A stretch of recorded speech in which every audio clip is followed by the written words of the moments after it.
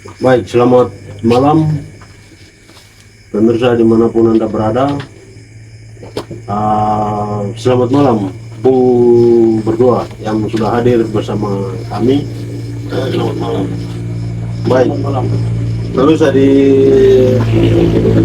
samping saya telah hadir dua narasumber yang akan membicarakan seputar fenomena kekinian yang terjadi di Rumah Sakit RSUD Kabupaten Nabire milik pemerintah Kabupaten Nabire. Dan sebelum kita akan membahas, saya berikan kesempatan dulu kepada kedua narasumber untuk memperkenalkan diri. Mungkin dari Pak Sony dulu bisa perkenalkan diri ke pemirsa sekalian. Silakan Pak. Baik, terima kasih. Selamat malam semua. Saya Melki Dogopia, pemimpin redaksi media tabloid daerah atau Tada News. Pada kesempatan hari ini bersama dengan Bung berdua akan membahas seputar kesehatan di Kabupaten Nabire seperti yang sudah disampaikan. Terima kasih. Baik, terima kasih Bung. Bung Sony sendiri sudah memperkenalkan nama, dan sekarang Abang ganteng di samping saya, silakan perkenalkan nama. Silakan Bang. Oke, selamat malam. Saya Emmanuel Gubai, Direktur LBH Papua, dan juga sebagai salah satu sumber dalam diskusi kami bertema hak atas kesehatan masyarakat di Nabire. Baik, terima kasih Bang Eman Gubai yang juga Direktur LBH Papua. Pemirsa, Bung Sony sendiri hadir di sini sebagai pimpinan redaksi tabloid daerah atau Tada News. Beliau sendiri sudah melakukan investigasi tahun berapa ya? Tahun 2023. Dan dalam diskusi kita ini Bung Sony akan menyampaikan apa saja yang dia temukan dari hasil investigasinya di Rumah Sakit Umum Daerah. Nah, kemudian Bung Eman sendiri hadir bersama kami. Bung akan menjelaskan bagaimana kira-kira berdasarkan temuan-temuan yang sudah ditemukan baik melalui investigasi, bahkan melalui fenomena kekinian yang terjadi di Nabire, misalnya air bersihnya tidak ada dan lain-lain. Kira-kira apa yang harus dilakukan oleh masyarakat atas pelayanan publik yang kurang bagus ini? Oleh sebab itu saya berikan kesempatan kepada Bung Sony untuk bisa menjelaskan kepada kita semua kira-kira hasil investigasinya seperti apa dan apa temuan yang Pak Bung Sony temukan dalam investigasi itu, dan kira-kira kita bisa dapat hasil investigasi di mana begitu. Silakan Bung. Ya, baik, terima kasih. Langsung saja, kami melakukan investigasi itu dimulai pada saat tanggal 4 Desember sampai tanggal 10 Desember 2023 kemarin. Di sana sudut pandang berita yang kami ambil itu karena sesuai dengan banyak keluhan atau sorotan masyarakat, entah itu dari keluarga pasien, dari pasien yang kami rangkum, dan kemudian kami juga melakukan awal pengambilan berita atau latar belakang. Itu marak terjadi itu, selain ada masalah-masalah lagi yang lain, kami temukan di situ yaitu obat-obatan yang selalu pasien mendapatkan resep untuk di luar RSUD milik pemerintah Kabupaten Nabire.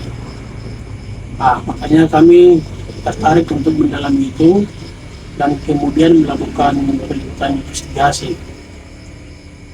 Di sana kami memang narasumber utama Direktur RSUD Kabupaten Nabire juga Kepala Dinas Kesehatan Kabupaten Nabire, Kepala Dinas Kesehatan Provinsi Papua Tengah, terus Baperinda Papua Tengah, Bapeda Kabupaten Nabire, dan kemudian kami juga bertemu dengan pasien selama 2 hari terakhir. Jadi kami melakukan peliputan di sana itu pas pertama kami bertemu dengan Direktur RSUD Kabupaten Nabire, itu kami diarahkan dengan informasi milik RSUD Nabire, atau di Facebook fanpage itu ada, yaitu Blood RSUD Nabire.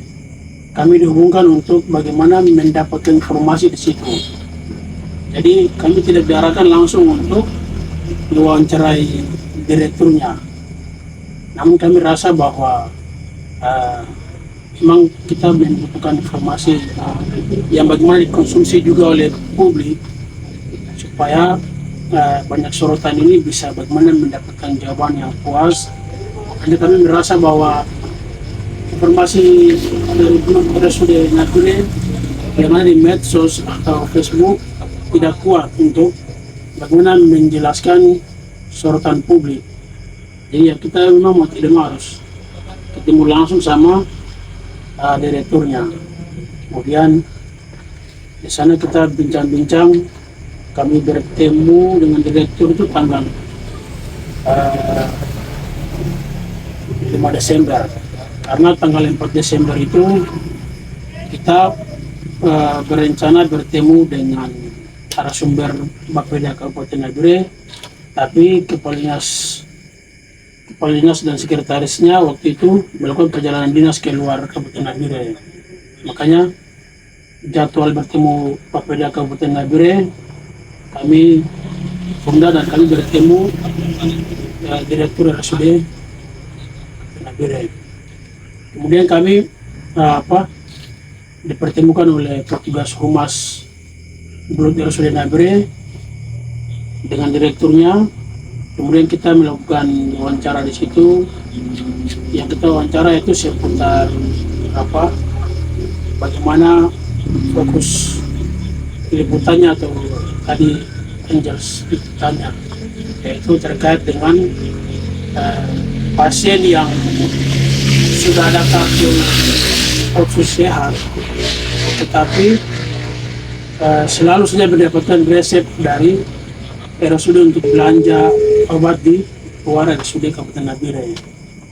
Jadi kami langsung saja ke pertanyaan kami kepada direktur, dan direkturnya menjelaskan dia membukanya dengan pengalaman sebelum dia menjadi direktur. Jadi dia sampaikan kalau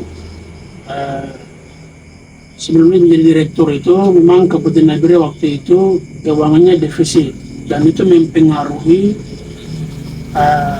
utang dari RSUD ke Kementerian Kesehatan. Jadi mereka waktu itu sebelum direktur RSUD yang sekarang pimpin, yaitu Pak Frans Sayuri, sebelum dia memimpin itu dia mengatakan bahwa direktur sebelumnya meninggalkan beban utang semasa dia. Terus kemudian utang itu yang membuat daftar belanja obat di Kementerian Kesehatan yang menggunakan e-katalog, menurut dia itu menjadi lambat. Jadi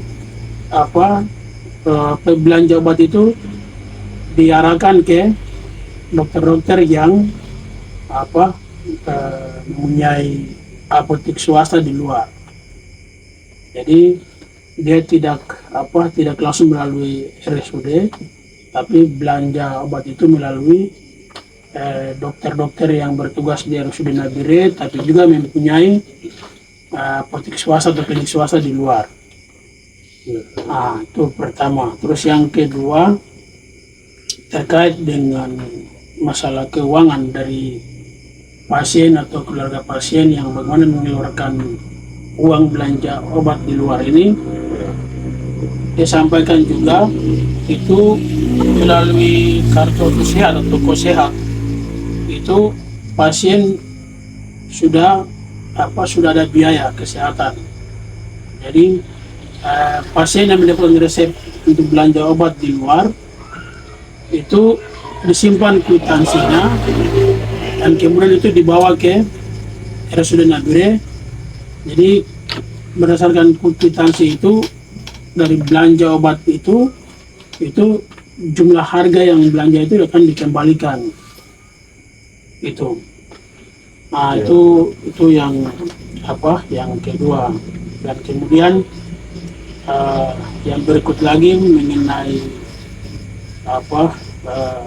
fasilitas dan juga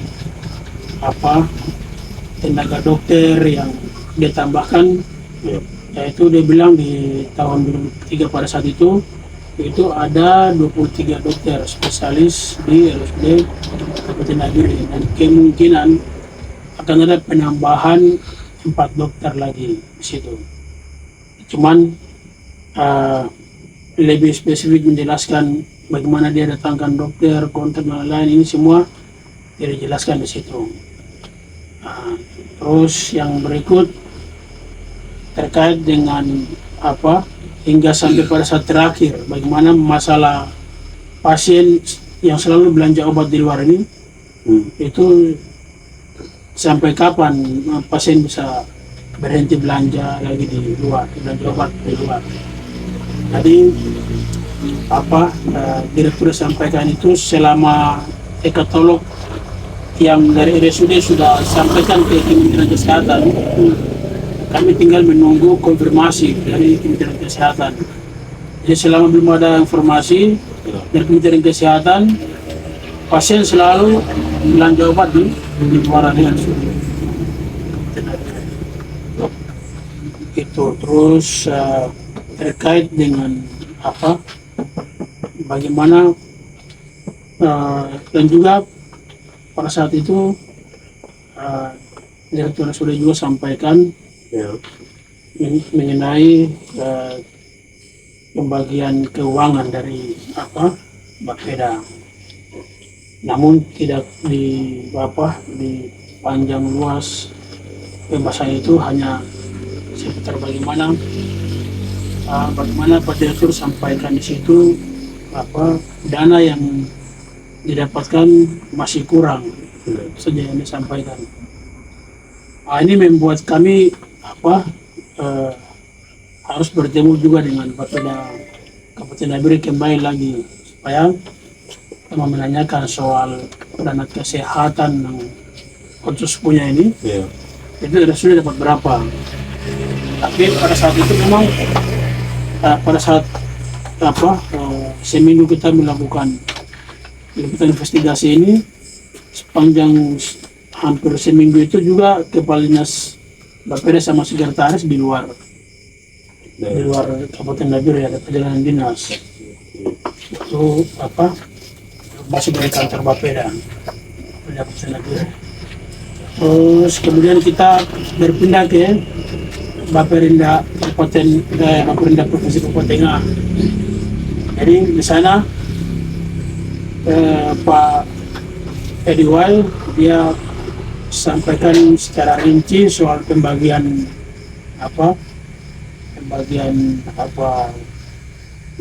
anggaran dari dana khusus untuk kesehatan. Jadi disampaikan pembagian dana itu atau pembagian anggaran yang diberikan kepada Dinas Kabupaten Nabire sama RSUD Kabupaten Nabire ini itu berdasarkan data. Jadi di Kabupaten Nabire dinasnya ini lebih ke administrasinya.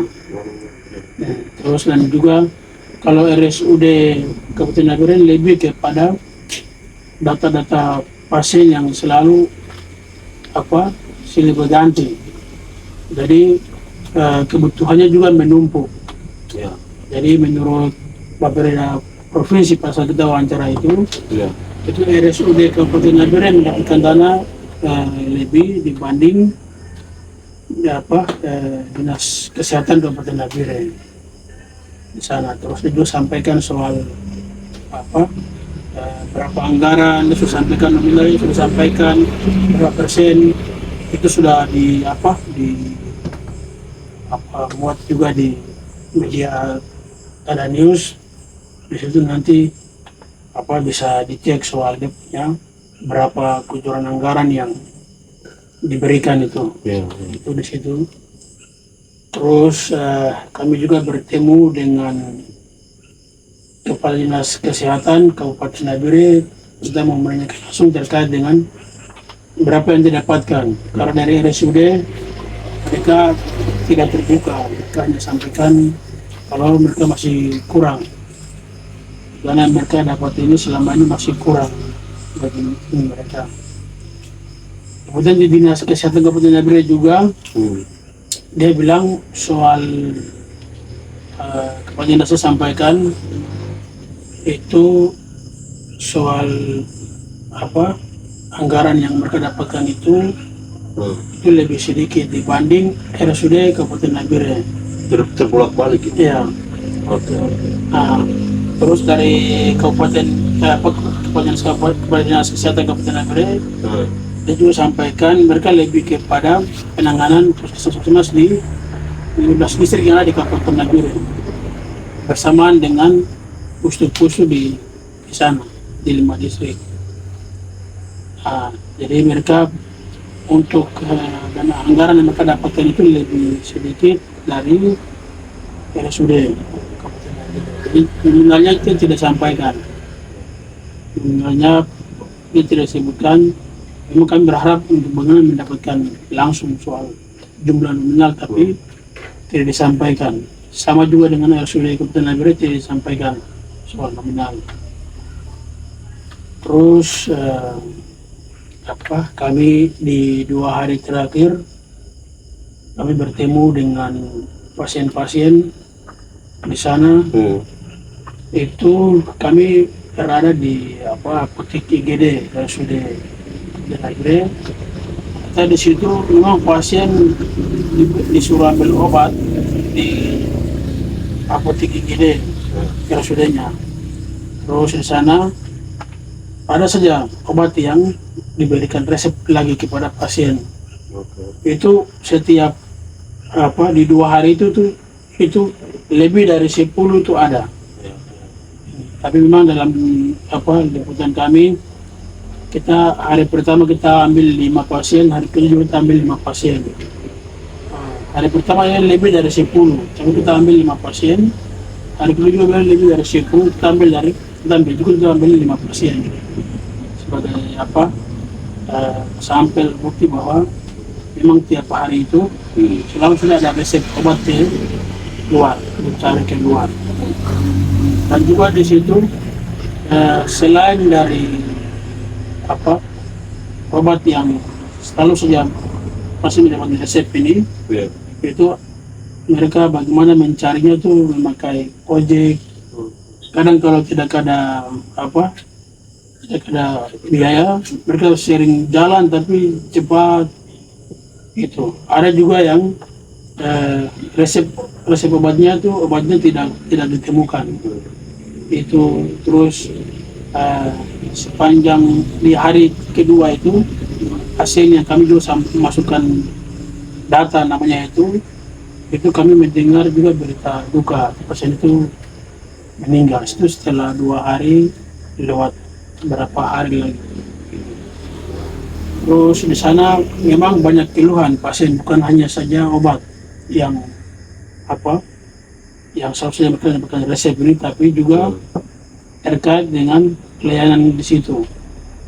Di situ mereka kalau mau buang air itu juga ada juga yang bilang kalau mereka cari tempat yang di luar, disuruh keluarganya antar, atau keluarga pasien juga cari tempat buang air juga di luar, tidak di dalam RSUD-nya, karena di situ airnya kekeringan. Terus ada juga yang di dalam bekas botol aqua, juga ada ini botol galon di situ. Jadi kadang ada yang bawa galon itu ambil air di luar, bawa masuk. Berarti Pokoknya yang bagian ini berhubungan dengan sarana prasarana yang ada di dalam iya, rumah sakit. iya, yang dikeluhkan oleh pasien juga. Selain kira-kira itu apa lagi sarana prasarana yang kemudian menjadi masalah yang ditemukan dalam hasil investigasi itu? Itu selain itu ada ini lagi apa? Ada pasien dari dia apa sudah domisili kita bilang itu dia apa ini cuci darah. Ya. Cuci darah tapi di sana dari biak itu mereka sampaikan kalau Nabire siap untuk menerima. Ya. Dan mereka begitu tiba di RSUD RSUD Nabire pada saat itu alatnya tidak ada. Ada tapi masih belum lengkap. Ya. Jadi makanya mereka harus untuk bagaimana merujuk lagi ke keluar ke Jayapura lagi atau tidak ke Makassar. Waktu itu ada dalam liputan investigasi di media Tada News itu nama pasiennya itu ada di situ. Ada di situ. Itu selain yang tadi, terus di situ juga ada satu pasien yang kami juga ambil sebagai sampel bukti itu. Itu pasien yang dia sudah dari pengungsian. Ya. Kemudian Pengungsian dari mana? Dari Intan Jaya. Ya. Baru dia melihat aparat keamanan di depan itu, dan mereka keluarnya juga rasa trauma dengan kondisi itu. Jadi keberadaan keamanan itu juga mempengaruhi mental mereka punya bagaimana kondisi kesehatan ini itu semakin bukan tamat tapi drop dengan kondisi trauma itu. Jadi memang ada beberapa hal itu juga yang selain resep obat yang selalu saja mencari keluar. Terus yang berikut itu ada keluarga pasien juga mereka bawa kwitansi seperti yang sudah disampaikan oleh direktur RSUD. Kalau belanja obat di luar bawa kwitansinya. Mereka bawa tapi disuruh tunggu itu saya cek secara berskala selama 4 hari itu masih belum ini. Kemudian setelah kalau 4 hari selanjutnya itu sudah atau belum saya kurang tahu, karena setelah 4 hari itu yang mau hari berikut liputannya sudah dikirim, sudah dipublis. Jadi untuk sementara begitu dulu. Baik, sangat luar biasa ini Bung Sony menjelaskan secara mendetail selama dia melakukan investigasi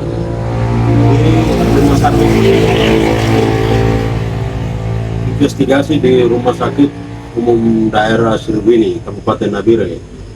Nah, ada banyak masalah yang ditemukan dari hasil investigasi ini.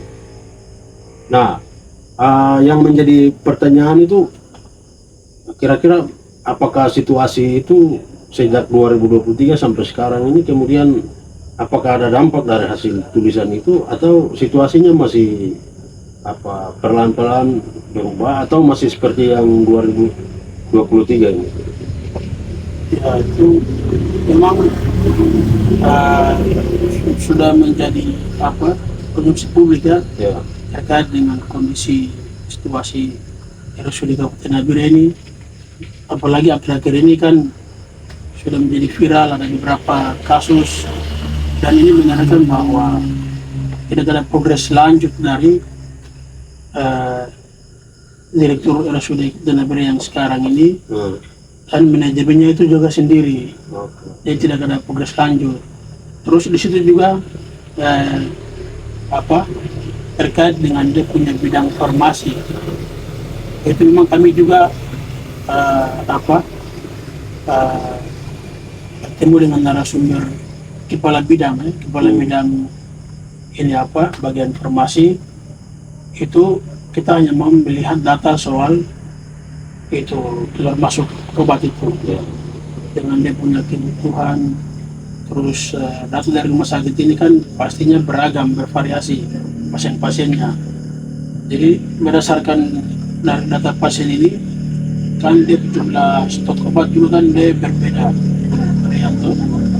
Ada juga mungkin apakah penyakit baru yang ditemukan sehingga harus mencari lagi atau memesan baru lagi obat jenis itu. Ya. Ini atau ini kan kita menyangkut soal stok obat yang kemudian mempengaruhi IGD itu RSUD sendiri yang bermasalah ini.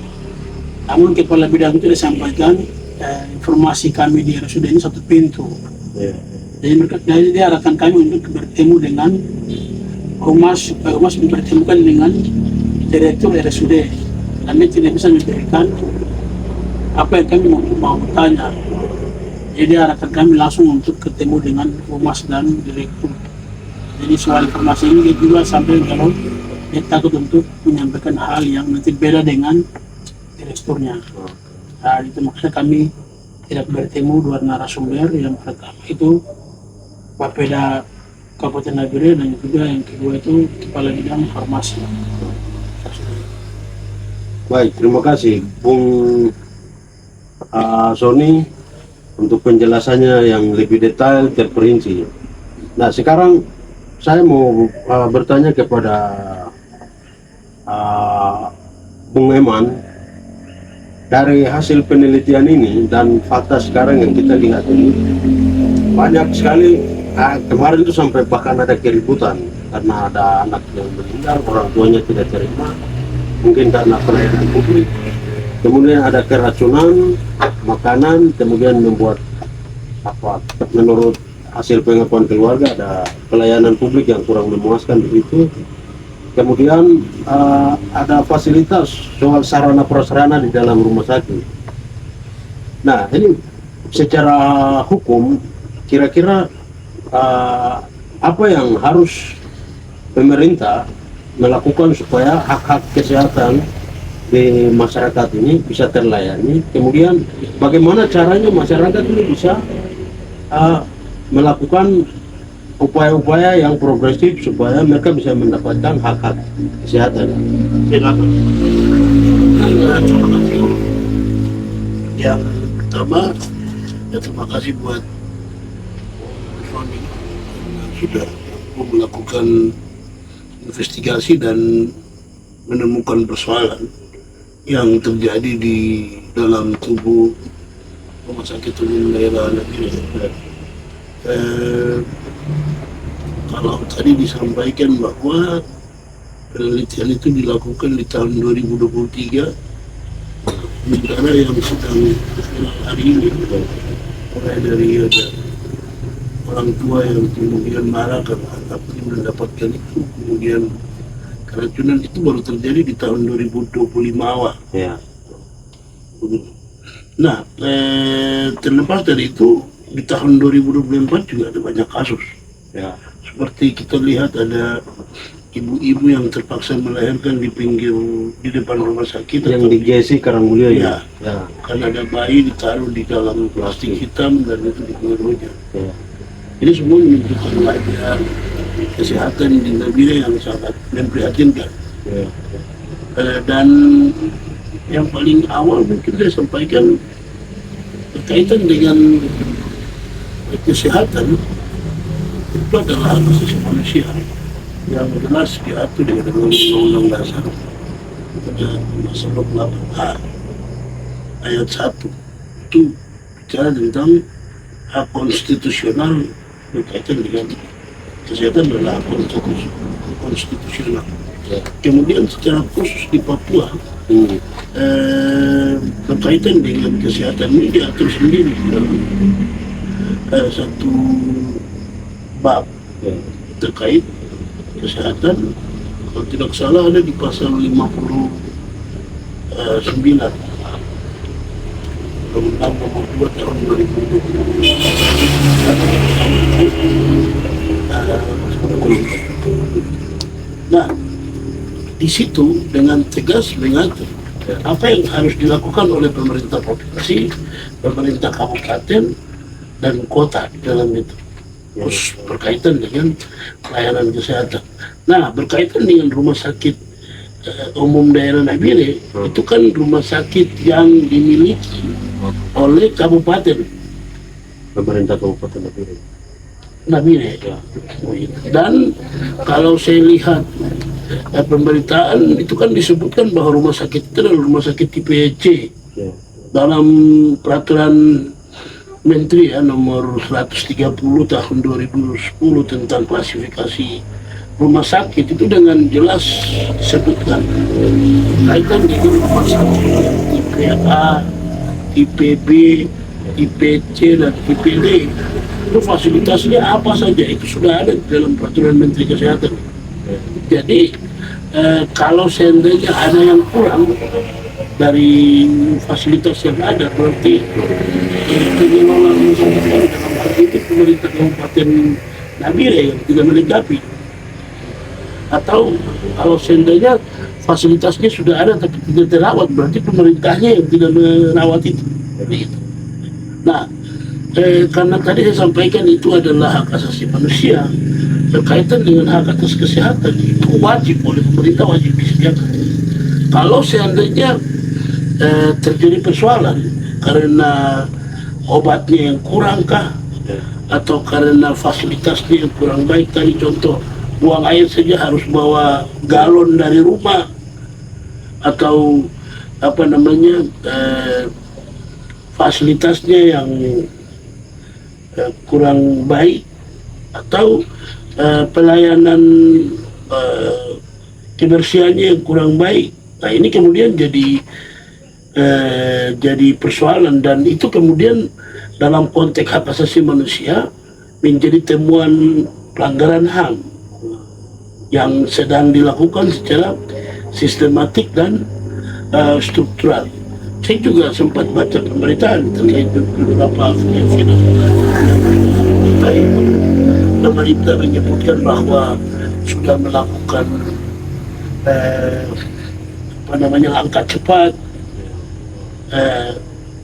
langkah cepat dari persoalan yang di tahun 2025 per bulan Januari, sementara di tahun 2023 langkah cepatnya di mana? Ini kan kemudian menjadi sebuah pembenaran terkait sedang terjadi pelanggaran hak asasi manusia secara sistematik dan struktural. Dan jadi aneh ketika peristiwanya itu berulang. Ya. Di tahun 2023 temuannya seperti tadi disebutkan oleh Sony. Kemudian di tahun 2024 kita temukan ada ibu hamil yang melahirkan di depan klinik. Ya. Terus di tahun 2025 awal kita temukan ada bayi yang kemudian meninggal dengan pelayanan yang kurang baik. Ini sebenarnya membuktikan bahwa pemerintah Kabupaten Nabire itu tidak menjalankan perintah Undang-Undang Otonomi Khusus. Juga pemerintah Kabupaten Nabire itu tidak menjalankan perintah Undang-Undang Dasar 45 terkait hak atas kesehatan. Tidak dijalankannya ini murni masuk dalam kategori pelanggaran HAM. Nah, selanjutnya berkaitan dengan kenapa kita bisa bicara seperti ini. Dalam Undang-Undang Kesehatan itu dengan jelas menyebutkan ada peran serta masyarakat, kemudian mengawal, kemudian juga membantu mengingatkan. Kemudian dalam konteks hak asasi manusia sendiri, kami sebagai manusia itu punya hak untuk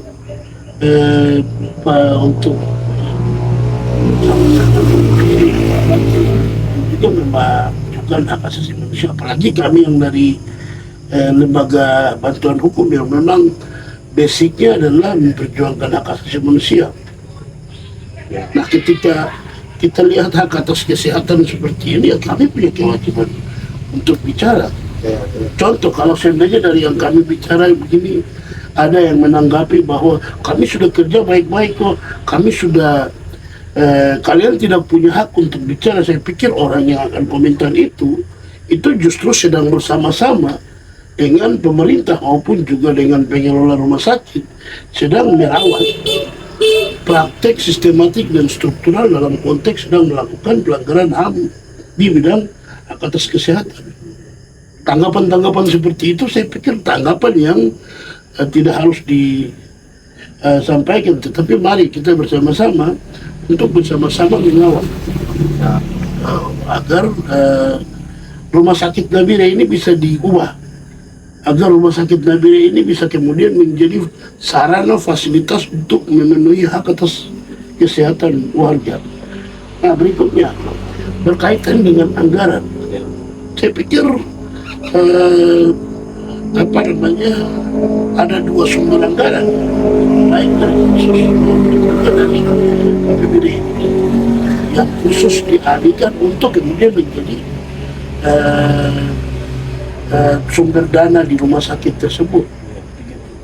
Jadi ketika kita lihat ada air yang macet, itu kemudian pikiran kita akan lari ke siapa sih yang tender pengadaan air di rumah sakit itu. Terus kalau contoh kita lihat di dalam rumah sakit itu, kalau lingkungannya tidak bersih, itu CV mana sih yang sedang tender untuk menyediakan cleaning service untuk bersihkan? Bagaimana mereka kerja? Apakah kerja hanya satu kali dalam satu hari di pagi hari, atau mereka selalu kerja?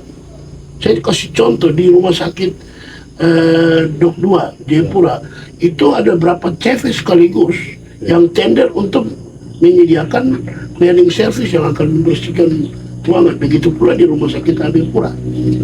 Nah, di sini ada berapa CV yang tender untuk khusus kebersihan rumah sakit luar dalam. Begitu. Kemudian berkaitan dengan makan. Makan ini CV mana yang tender untuk isi para pasien. Kemudian berkaitan dengan obat, ini CV mana yang tender? Kan sangat lucu ketika orang masuk rumah sakit terus keluar dapat resep disuruh beli obat ke apotek. Itu gila itu. Saya pernah sakit di Jayapura, saya ke rumah sakit Dok 2, saya dapat obat di loket rumah sakit. Obat itu saya dapat dari yang disediakan di rumah sakit. Ketika di rumah sakit Nabire ini tidak ada obat, pertanyaannya siapa yang tender pengadaan obat?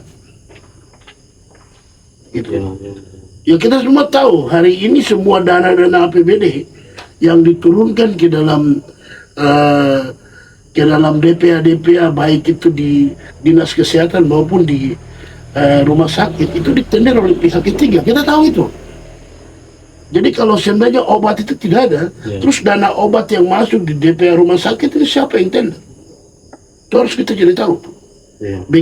Berikutnya berkaitan dengan bangunan fisik, CV mana yang tender? Terus untuk gaji tenaga medis, CV mana yang tender? Atau gaji itu seperti bagaimana pembagiannya, per pangkat atau kontrak? Karena kita juga tahu ada kontrak itu. Begitu. Terus bagaimana dengan dana BPJS? Kita kan tahu nih, kalau pasien itu sampai operasi, bayaran untuk dokter besar. Begitu. Kalau tidak sampai operasi, biasa-biasa saja. Begitu. Jadi itu semua bukan hal yang tidak nampak atau hal yang tidak ada dalam aturan. Semua ada dalam aturan. Begitu. Terus berkaitan untuk dana, saya pikir bupati itu tahu berapa dana yang dialokasikan dalam sidang APBD. Karena itu disahkan di dalam sidang APBD, berarti DPR bagian komisi yang mengatur tentang kesehatan tahu. Terus dinas kesehatan yang bertugas untuk mengawasi dana kesehatan itu tahu. Dan juga pimpinan rumah sakit umum daerah itu juga tahu. tiga pihak ini tahu. Dan berapa jumlah itu diperuntukkan untuk apa-apapun pihak ketiga siapa-siapa itu mereka tahu. Begitu. Kalau bilang tidak tahu, omong kosong. Begitu. Nah di sini yang kemudian jadi pertanyaan, kemanakah DPR, khusus bagian Komisi Kesehatan? Kenapa diam? Kan tugas DPR itu kan mengatur budgeting, mengawasi, terus kemudian merumuskan kebijakan. Di DPR awasi dong. Jangan tuh makan gaji buta jadi DPR. Kalian turun dan lihat.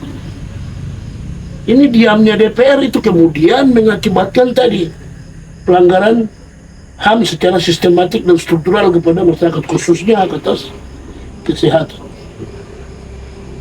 Itu satu. Yang kedua, pengadaan obat yang tidak jelas di rumah sakit kemudian diarahkan ke apotek-apotek. Ini juga karena diamnya DPR. Begitu. Ini kan pihak ketiga banyak yang tender. Kenapa DPR diam? Kenapa tidak ada laporan pertanggungjawaban yang diprotes terkait ini? Atau sekarang kita lihat setelah provinsi, ada MRP, ada DPR Papua Tengah, ada Dinas Kesehatan Provinsi. Ini kan kalau kita hitung-hitung sudah kurang lebih 1 tahun berjalan, mau masuk 2 tahun ya. Data yang ditemukan oleh Bung Sony tadi, itu menurut pemerintah provinsi bagaimana? Kan orang-orang pemerintah provinsi sakit di rumah sakit itu. Apakah mereka layak di situ? Atau karena ada uang terus nanti mereka akan ke kota lain untuk cari rumah sakit yang lain? Terus masyarakatnya bagaimana? DPR datang, ngapain ke sana? DPR provinsi. Jangan tahu makan gaji buta. Turun ke sana cek sidang. Kemarin ada anak dan orang tuanya merontak. Saya pikir itu teguran keras bagi pemerintah provinsi juga pemerintah Kabupaten Nabire. Terus salah juga itu pemerintah Kabupaten Nabire kalau bilang minta dana dari Kabupaten Deyai, minta dana dari Kabupaten Dogiai, minta dana dari Kabupaten Paniai. Terus mereka tidak punya rumah sakit di atas. Kita bandingkan di antara rumah sakit umum daerah Paniai dengan rumah sakit umum daerah Nabire, lebih baik Paniai. Kenapa? Karena masyarakat Deyai, masyarakat Dogiai itu lebih memilih ke sana. Bahkan Intan Jaya. Dan bahkan Intan Jaya lebih memiliki Paniai dibanding ke sini. Karena apa? Fasilitasnya baik. Ke sini, tidak tahu mereka punya analisa seperti bagaimana. Ini sebenarnya teguran bagi Bupati Kabupaten Nabire, juga Direktur Rumah Sakit. Jadi di sini saya pikir saudara Direktur Rumah Sakit tidak boleh terlalu berpikir kita sedang mengkritik. Tidak, berkaitan dengan hak asasi manusia, khusus hak atas kesehatan. Kami semua punya hak untuk bicara itu. Kami semua punya hak untuk selamatkan saudara-saudara kami dari bahaya tidak sehat akibat pelayanan rumah sakit yang kurang baik. Dan itu perintah undang-undang, bukan perintah kita. Undang-undang kesehatan juga menyebutkan peran serta masyarakat. Begitu. Selain itu, kalau saya menambahkan lagi, ada undang-undang sebagai masyarakat ketika mendapatkan pelayanan yang kurang baik, kami punya hak untuk mengugat kok. Begitu. Jadi kembali lagi, ini ada uang banyak nih di kesehatan. Saya juga minta untuk Kejaksaan maupun Komisi Pemberantasan Korupsi Republik Indonesia untuk datang lihat ini. Jangan sampai korupsi berjemaah, bukan berjemaah.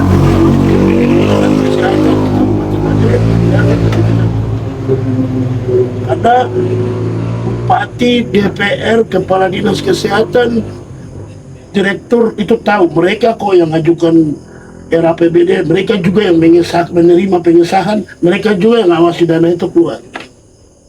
Begitu. Kalau situasi kondisi seperti begini, kira-kira masyarakat bisa melakukan langkah apa? Apakah melaporkan ke pihak mana yang berwenang untuk memberikan teguran atau semacam peringatan kepada dinas? misalnya ada ombudsman, apakah masyarakat, tapi cara melapornya Oke, yang paling bisa dilakukan oleh masyarakat untuk saat ini yang sangat mendesak yaitu datangi kantor DPR, mendesak DPR untuk membentuk tim pansus untuk selamatkan kesehatan, dan tim itu segera turun melakukan sidak di rumah sakit itu dan periksa semuanya, mulai dari fasilitas pengadaan, siapa yang sediakan, siapa yang kemudian kelola tentang kebersihan, siapa yang kelola tentang pengadaan air, siapa yang kelola tentang makan. Bila perlu APBD dan anggarannya itu dilihat per item dan dicek satu persatu. Ya. Begitu. Kenapa saya bilang ke DPR? Karena tugas mereka mengawasi. Begitu. Kalau selama ini laporannya baik-baik saja, baik-baik saja, jangan-jangan kita bisa simpulkan sesuai subjektivitas kita. Ada yang main ini, ada yang masuk angin, bisa saja kita begitu. Dan masyarakat juga terus mengembangkan Dan wacana seperti itu. dari masyarakat kembangkan wacana, yang dikhawatirkan adalah masyarakat justru yang akan disalahkan. Ya. Masa anaknya meninggal, anaknya orang tuanya ribut, terus sama pemerintahnya bilang kita sudah siap. Oh, itu mungkin baru sudah sakit lama baru diantar. Itu pernyataan yang wajar kepada orang yang mengalami kondisi itu, kan sangat tidak wajar dan sangat tidak manusiawi. Begitu. Tapi yang penting adalah ngaca, kita salah apa, pelayanannya bagaimana. Seharusnya kan begitu. Itu berkaitan dengan HAM yang tadi saya sebut, berkaitan dengan hak atas kesehatan, itu pemerintah yang wajib siapkan. Itu teorinya begitu, itu hak ekonomi sosial budaya. Pemerintah harus aktif menyiapkan segalanya. Kalau pemerintah tidak aktif, berarti pemerintah sedang melakukan pelanggaran HAM. Teorinya seperti itu. Jadi langkah yang bisa saya sampaikan kepada masyarakat yang peduli ya, yang tidak peduli ya tidak usah. Yang peduli bisa bentuk satu forum, ya katakanlah forum peduli kesehatan masyarakat Nabire. Kemudian dengan forum itu datangi kantor DPR, baik kabupaten maupun juga provinsi. Kalau bisa sampai juga ke MRP, karena ini bicara terkait hak orang asli Papua dan kesehatan bagi orang asli Papua, supaya DPR provinsi bentuk pansus, MRP bentuk pansus, DPR kabupaten bentuk pansus, dan turun sidak di bawah. Itu yang mungkin bisa dilakukan oleh masyarakat. Terus yang kedua, bicara, kita buka ini, tidak bisa kita diamkan. Kalau kita diamkan, itu bukan nanti, saya takut nanti nama rumah sakit itu bisa berubah namanya. Bukan lagi rumah sehat atau rumah sakit, tapi rumah untuk apa saya kurang tahu. Kan kita bentuk rumah sakit itu untuk orang sehat, tujuannya kan itu. Tapi kalau seandainya tidak dipenuhi fasilitasnya, itu rumah untuk apa? Baik, pemirsa. Jadi menarik sekali dan pembicaraan kita sudah semakin panas. Tapi tadi dalam investigasi yang dilakukan oleh Om Sony, nah itu saya lihat macam pemerintah maupun pihak dinas ini tidak transparan terhadap anggaran. Padahal dimanapun di kota-kota besar di seluruh dunia, bahkan di Indonesia, itu ada undang-undang untuk keterbukaan informasi bagi siapa saja untuk mengetahui anggaran, mengetahui undang-undang dan lain-lain. Nah ini Bung Ego bisa menjelaskan kepada kami yang awam terhadap hukum ini, kira-kira apakah ada aturan hukum atau tidak? Oke, ada dua ya. Yang paling pertama mungkin saya akan jelaskan kembali terkait mekanisme pengajuan DPA ke DPR untuk kemudian dimasukkan ke dalam RAPBD. Nah, yang akan usulkan anggaran kebutuhan di satu DPA itu kembali ke instansi terkait. Contoh yang kita bicara hari ini kan terkait rumah sakit umum daerah. Berarti direkturnya dong yang susun. Di bagian makan butuh berapa, di bagian obat butuh berapa, di bagian kebersihan butuh berapa, di bagian fasilitas bangunan butuh berapa, fasilitas tempat tidur dan yang lain-lain butuh berapa, bahkan sampai ke tenaga kerja medisnya butuh berapa, itu semua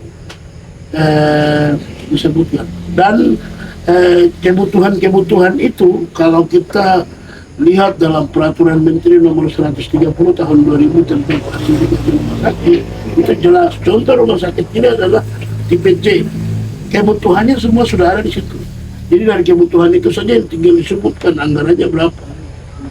Ini semua akan kemudian diserahkan ke dinas kesehatan. Dia akan masuk ke dalam DPA besar dinas kesehatan. Ini yang akan diajukan ke eksekutif, dalam hal ini bupati. Bupati ini akan kemudian dibahas bersama-sama dengan DPR. Jadi DPR itu sudah tahu tuh berapa DPA di kesehatan, berapa yang akan dikasih ke rumah sakit umum daerah. Nah, di dalam DPR pada saat pembahasan itu akan pengurangan, akan ada penambahan. Kemudian sudah disahkan menjadi APBD, maka akan dikirim ke pusat untuk disesuaikan dengan anggaran APBN. Ketika disesuaikan dan kemudian kalau sudah akan dikembalikan, dan setelah dikembalikan itu mereka akan toki palu APBD. APBD yang sudah ditoki palu yang kemudian masuk ke DPA kesehatan dan DPA RSUD itu akan dikembalikan. Dengan kondisi ini, bupati tahu, DPR tahu, kepala dinas kesehatan tahu, pimpinan direktur rumah sakit tahu. Bahkan kalau data itu dipublikasikan, kita semua bisa tahu. Tapi karena tidak dipublikasikan, maka kita tidak tahu. Makanya bisa saja semua orang berspekulasi seperti yang kemarin. Ada yang bilang dalam berita, kita minta untuk Pania juga kasih uang, dia juga kasih uang, terus Kadang Kiai juga kasih uang, Intan Jaya juga kasih uang, karena di sini adalah rumah sakit sentral baru. Kok uang berapa? Kan pertanyaannya begitu. Buka datanya supaya kita lihat. Begitu. Ini kan tidak buka terus tutup baru bicara minta uang sana sini. Baru di atas tidak punya rumah sakit umum daerah, di atas tidak punya masyarakat, baru masyarakat di atas belum mati. Semuanya turun ke sini kan tidak juga. Ada juga yang di atas. Bahkan rumah sakit Padahal lebih baik kok. Itu kan kritikan sendiri. Nah, data itu karena tidak dibuka, dirahasiakan, makanya ada yang bisa main opini seperti itu. Sekarang kita minta, oke, APBD itu bukan dokumen rahasia, buka. Kalau bisa itu koran Nabi Repos itu setiap tahun pos APBD itu disosialisasikan di situ, supaya kita nanti masing-masing tempel di kamar kita, buat kita lihat, oh posnya ini, kita akan awasi biar transparan. Itu kan sesuai dengan asas umum pemerintahan yang baik, asas keterbukaan, transparansi, ya kan? Begitu. Jadi dokumen tersebut kalau tidak dibuka berarti di asas umum pemerintahan tidak dijalankan yang baik. Asas umum pemerintahan yang baik tidak dijalankan oleh pemerintah Nabil dalam konteks keterbukaan anggaran. Yang berikutnya, undang-undang KIP-nya juga tidak dijalankan dengan baik dalam konteks keterbukaan Komisi Informasi Publik. Nah, begitu. Nah, karena undang-undang KIP-nya itu tidak dijalankan dengan baik, masyarakat melalui yang tadi saya sebut front ini, atau koalisi itu, forum itu bisa gunakan haknya minta ke dinas kesehatan dan juga direktur rumah sakit untuk buka, kok dapat APBD berapa di tahun ini. Begitu. Kalau nanti tidak dibuka, kirim surat 30 hari juga dia tidak buka lagi, gugat dinas terkait yang tidak kasih ke Komisi Informasi Publik. Kita akan dapat data di situ. Jadi sebenarnya yang kita minta itu kan kita sedang mengarahkan pemerintah untuk menjalankan. menjalankan roda pemerintahan sesuai dengan asas umum pemerintahan yang baik, khususnya asas keterbukaan. Juga kita sedang minta supaya pemerintah patuh terhadap undang-undang informasi publik. Tapi kalau pemerintah mau tidak abaikan itu, ya kita akan suruh pemerintahnya tidak jalan sesuai dengan undang-undang pemerintah yang bersih dari korupsi, kolusi dan nepotisme. Tidak sesuai juga dengan undang-undang administrasi pemerintahan, tidak sesuai juga dengan undang-undang ASN. Itu kan semua yang mengatur tentang asas-asas pemerintahan yang baik. Baik, terima kasih Bung Eko sudah menjelaskan secara detail. Kembali ke Bung Sony. Bung Sony, ini kita sudah dengar penjelasan sangat terperinci bagaimana hak-hak pasien, kemudian hak-hak orang Papua yang diatur dalam Undang-Undang Dasar maupun dengan Undang-Undang Otonomi Khusus.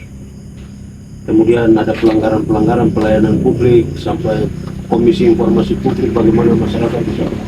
Nah, dari tulisan Bung Sony yang dimuat di Tada News, itu kira-kira rekomendasi atau kesimpulan yang diambil agar pemerintah atau misalnya dinas kesehatan atau misalnya direktur dari rumah sakit RSUD Nabire, apa yang harus mereka lakukan agar supaya pelayanan publik itu bisa berjalan sesuai dengan apa yang telah dijelaskan oleh Bung Eman. Silakan, bisa dijelaskan.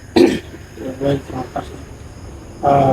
Memang untuk informasi pelayanan publik ini dengan tadi situasi kondisi yang telah kami melakukan peliputan investigasi itu, dengan data yang kami dapat ini itu tidak sepenuhnya memang memberikan informasi publik dari narasumber-narasumber yang kami jumpai.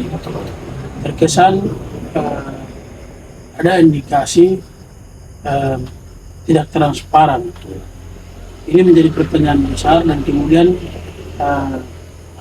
informasi publik ini itu dilihat oleh masyarakat, dibaca oleh masyarakat.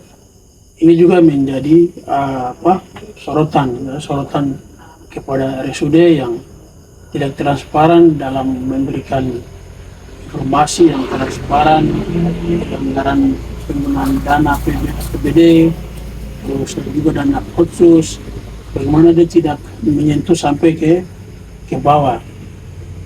Jadi ada ada semacam indikasi yang kami melihat bahwa ada hal yang ditutupi dalam informasi publik ini, karena memang tidak transparan. Memang harapan untuk kami dari media, entah itu elektronik, cetak, visual, kami berharap bahwa pemerintah Kabupaten Nabire dan juga pemerintah Provinsi Papua Tengah, terlebih khusus Dinas Kesehatan Provinsi maupun Kabupaten dan juga RSUD Kabupaten Nabire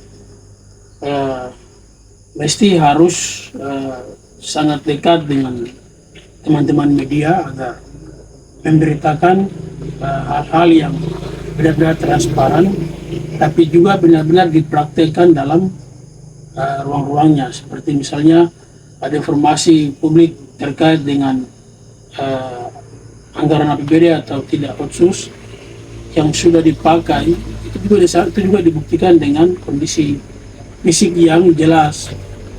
Jadi misalnya dipakai dengan kebutuhan ini, berarti kebutuhan itu juga dalam kondisi fisik juga harus jelas.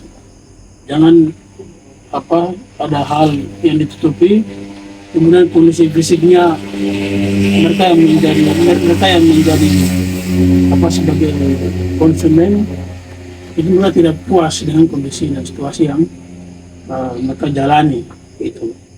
Jadi memang terkait dengan informasi pelayanan publik ini sangat penting, bagaimana menyampaikan apa yang sudah dikerjakan, apa yang sedang dikerjakan, terus persiapan ke depan, seperti begitu. Baik, terima kasih Bung Sony sudah menjelaskan apa apa yang harus dilakukan dari tulisan investigasinya itu kepada pihak pemerintah maupun pihak manajemen RSUD Kabupaten Nabire. Bung Eman, sebagai kesimpulan, kira-kira apa yang harus dilakukan atau kira-kira apa yang mau disampaikan kepada publik dan pemerintah agar supaya pelayanan itu bisa ditempatkan sesuai dengan prosedur hukum atau peraturan yang ada? Oke, dari saya yang pertama, apa yang sedang terjadi di Rumah Sakit Umum Daerah Nabire itu adalah murni dugaan pelanggaran HAM dan konteks hak atas kesehatan yang sedang dilakukan secara sistematik dan struktural oleh pemerintah Kabupaten Nabire, Dinas Kesehatan dan juga Direktur Rumah Sakit Umum Daerah Nabire. Untuk kemudian tidak terjadi dugaan pelanggaran HAM dalam konteks hak atas kesehatan di Rumah Sakit Umum Daerah Nabire, maka yang harus dilakukan adalah segera benahi seluruh hal-hal yang berkaitan dengan fasilitas, mulai dari air, kebersihan, kemudian obat, kemudian makan, kemudian bangunan, kemudian dokter, kemudian medis, dan juga kalau bisa kerjasama itu dengan rumah sakit, dengan sekolah kesehatan yang ada, biar kemudian mahasiswanya itu bisa langsung belajar di sana. Itu kan tenaga nakes juga mereka. Kalau memang kurang, bisa tambah lagi dari Universitas Cendrawasih, khususnya bagian Kesmas dan juga kedokteran, supaya kemudian bisa menambah tenaga medis, baik dokter maupun medis, untuk kemudian bisa betul-betul memberikan pemenuhan hak atas kesehatan bagi masyarakat. Yang berikutnya, kami tahu bahwa kesehatan mendapatkan dana yang sangat besar, sehingga kita minta dengan hormat agar tidak ada praktek penggelapan dana kesehatan di rumah sakit